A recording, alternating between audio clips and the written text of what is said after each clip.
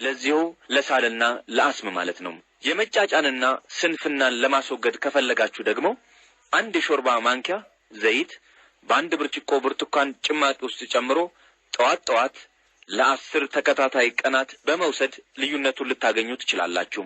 የማስታወስ ችሎታንና ፈጣን የግንዛቤን አቅምን ለማጎልበት ስትፈልጉ ደግሞ አንድ የሾርባ ማንኪያ የጥቁር አዝሙድ ዘይት 100 ሚሊ ሊትር የፈላና ወይም ናና ተክል ጋር ተቀላቅሎ ለ10 ተከታታይ ቀናት በመውሰድ የማስታወስ ችሎታንና ፈጣን የግንዛቤ አቅምን ማጎልበት ትችላላችሁ።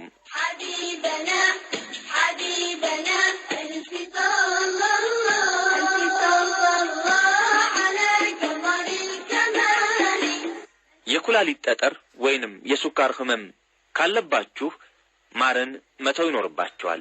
ሩብ ኪሎ ጥቁር አዝሙድ፣ ሩብ ኪሎ ንጹህ ማር ማዘጋጀት፣ ጥቁር አዝሙድን በሚገባ መፍጨትና ከማር ጋር ቀይጦ በሚገባ ማዋሃድ፣ ከዚያም 2 ማንኪያ ከቀይጡ ቀንሶ በአንድ ብርጭቆ የሞቀ ውሃ ውስጥ ጨምሮ በጥቁር አዝሙድ ዘይት 1 ሻይ ማንኪያ በማከል በባዶ ሆድ መጠጣት ለኩላሊት ጠጠር ፈውስ ይሰጣል። ብዙ ጊዜ ሰዎች ለገጻቸውና ለብሩህ ውበታቸው ሲጨነቁ ይስተዋላል። ታዲያ በጥቁር አዝሙድ 1 ማንኪያ ጥቁር አዝሙድ ዘይት ከ1 ማንኪያ የወይራ ዘይት ጋር አዋህዶ ፊትን መቀባት 1 ሰዓት ቆይተው በውሃና በሳሙና መታጠብ እጅግ ብሩህና ንጹህ ውበትን ማግኘት ይቻላል።